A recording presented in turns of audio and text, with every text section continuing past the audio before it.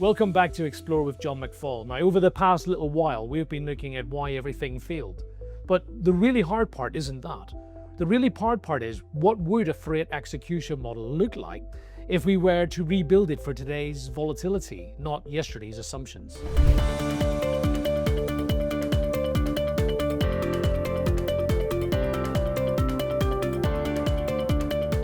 So we've spent the best part of an hour unpacking why freight execution keeps failing. The volatility outside, the misalignment inside, and the repeating cycles that promise a fix but never actually touch the core. The truth is uncomfortable. We don't need another tool layered on top of the old logic. If you think about it, we need to change the logic itself and then encode that logic so it isn't quietly drifting back into the old habits. And that really means building the operating model first, using the kind of mechanisms that force the organization to behave differently tomorrow than it did yesterday. And that's why at Supply Chain Wise, when we run client workshops, we start there, working backwards to define the end state experience, writing the narrative first so that every decision serves that future customer and operator. We've done it across multiple transformation engagements, because the mechanism, the working backwards process itself, prevents the slide into tool-first thinking. Freight matching has been treated like paperwork, a clerical epilogue to planning. And it isn't. In a volatile world, the decision of which load goes to which capacity at which moment is the economic fulcrum of logistics. If we accept that, then freight execution can't live as a side effect of someone's inbox. It needs a single-threaded owner, someone whose job it is to maximize network outcomes under volatility, not to tidy up transactions. Give this leader a mandate, a remit that spans procurement, transportation operations, customer promise, and finance. When one accountable owner exists, the system begins to cohere, because every other function now negotiates with a center of gravity rather than a void. To anchor that center, we set one North Star, an outcome. For example, time to assign or acceptance at first offer. Everything composes to it. If the owner can't trade cost against speed or reliability against carbon, they're not owning execution, they're curating reports. We make the North Star explicit, and then we wire it into the way companies meet, reviews, and rewards. In my experience, the transformation dies in the space between intention and habit. You win the meeting and lose the week. Mechanisms close that gap. They're not slogans.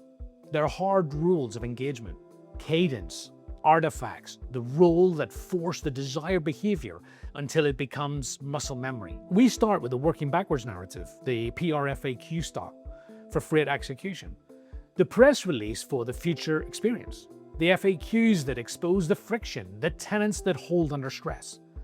And to that end, the narrative is not theatre, it's the Constitution. When trade-offs emerge, and they always do, the narrative decides, not the loudest stakeholder. We've embedded this pattern repeatedly in Supply Chain Wise workshops for client transformations because it compels teams to align on customer-backed outcomes before arguing over tools. Then we install the weekly business review cadence for execution, not a showcase, a governance ritual. The room reviews a value ledger co-owned with finance, savings realized, accessories avoided, last-minute premiums reduced, utilization recovered, CO2 per ton kilometer improved. Exceptions are not narrated, they're explained, with corrective actions assigned and revisited the next week. If it isn't in the ledger, it didn't happen. The mechanism makes value creation visible. Finally, we formalize a correction of error loop that treats serious misses as design signals, not blame opportunities. A COV is written like a forensic narrative. The trigger, the root cause, the broken guardrail, the rule we lacked, the new guardrail we added. And that way, the mechanism ensures that we change the system, not congratulate heroics. Right now, far too many freight decisions just happen. A planner on a late shift makes a pragmatic choice. A broker nudges for margin. A customer escalation reviews the promise without a way to price that decision. We replace all of that with a decision hierarchy that's brutally clear. Assisted decisions where the human remains in the loop, but the option space is pre-filtered under policy. Semi-autonomous decisions for routine matches where the rules and guardrails are strong. Automation decisions where risk is understood and well-bounded.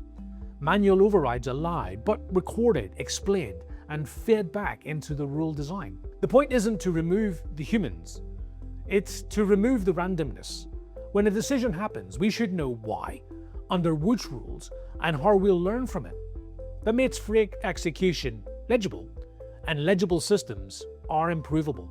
The technology heart of this section, encoding the business logic. Today, execution runs on the heads of a few experts. They know which carrier ghosts after 3 p.m., which lane fails in rain, which customer changes the window, which warehouse always loads slower than the WMS suggests.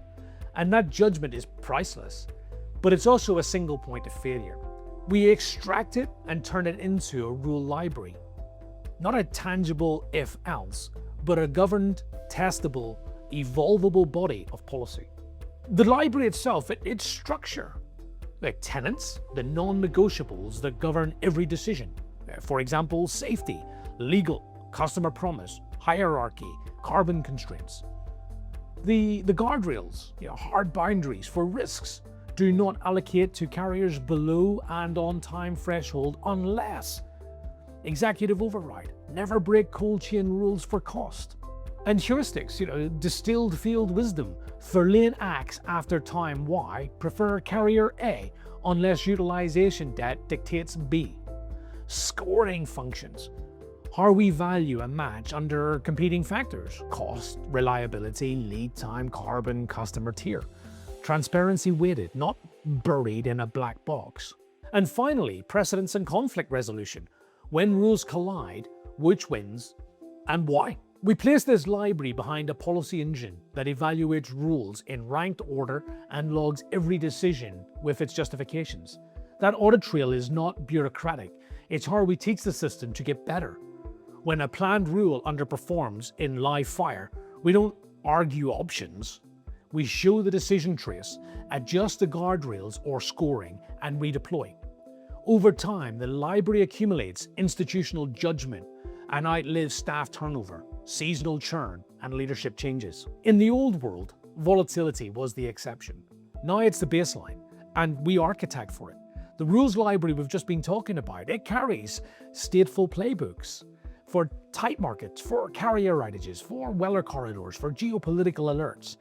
And each playbook is parameterized, policy set. It offers sequencing widens, allocation bias towards reliability, price tolerance, temporal shifts, escalation triggers, move earlier in that timeline. And when the market changes, we switch playbook, not instincts. The mechanism is the important bit. Planners don't invent ad hoc responses. They activate a codified stance that has been agreed by finance, operations, and customer leadership in much calmer times. Most companies try to solve execution inside a preferred portal or a single provider stack, but capacity lives in many places at once. Carriers on different boards, brokers in different channels, modes that change with weather and price. Any modern approach must sit above the market and orchestrate across it. The policy engine doesn't care whether a match comes from board A or broker B or a contracted pool. It cares whether the match satisfies the rules set with the best outcome for the North Star. And this is how you stop theoretical arguments about tools and start making economic decisions about freight. We change behavior by changing how the organization spends its time. The daily ops hurdle becomes 10 minutes of exception-driven review. Are we inside our guardrails? Which rules fired most? Which override needs a C of E? The weekly review becomes a finance co-owned value ledger. Accessories avoided, late buy premiums reduced, acceptance at first offer, CO2 per ton kilometer, and the pound value of each improvement. Monthly, we update policies. We are weighing if the market has shifted. Quarterly, we adjust tenants only if the business strategy has changed. These are Amazon-style mechanisms. The narratives, the WBR, the correction of error, re-engineering the environment so that the new behavior persists when the novelty wears off. We've used exactly these patterns in our client workshops to keep transformation grounded in customer outcomes rather than slide back to technology showcases. Big bang programs stall. Toy pilots impress and then fizzle. The only tempo that works in Freight is 90 days. 3 weeks to agree the narrative, select the North Star, map decisions right, and draft initial rules. 5 weeks to run a real pilot on a living lane with a control group, value ledger on, guardrails active, COVs written. 4 weeks to harden SOPs, train, set, cadence, and socialize the new model with procurement, finance, and customer tenants. Then expand by policy, not by enthusiasm. Add lanes where rule coverage is sufficient and performance holds in the ledger. This is not a project plan, it's a mechanism.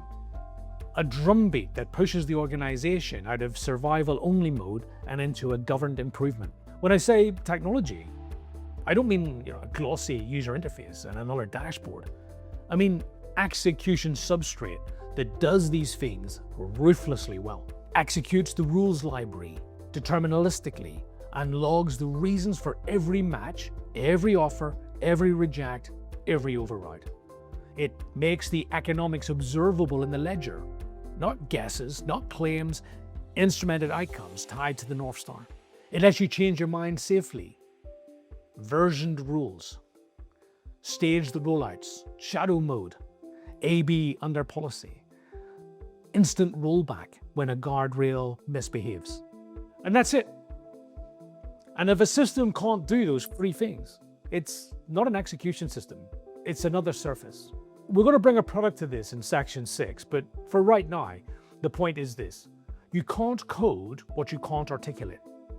The narrative, the tenets, the decision rights, the rules library, they're the code. The software simply runs at scale without forgetting what you decided last week. So everything we've discussed in section 5 leads to one conclusion. To fix Freight execution, you need a business architecture that governs how decisions are made, who makes them, what rules shape them, and how those rules evolve under the real-world volatility. But that architecture only becomes real when it's encoded into a mechanism that the organization can rely upon, where the rules you agree don't get lost, where the decision logic doesn't drift back into guesswork, and where economics of each choice become visible in the ledger. And that is exactly the part of the problem that LoadBoardWise was built to solve. Not the whole supply chain, not planning, not visibility, not track and trace, just one thing. The orchestration of the load to capacity decision across fragmented markets, under policy, with every match explained, governed, and improved. In section 6, we'll walk through how LoadBoardWise operationalizes the architecture we've just defined, how the rule library becomes executable, how our mechanisms enforce behavior, and how this one product fixes the one decision that shapes everything downstream.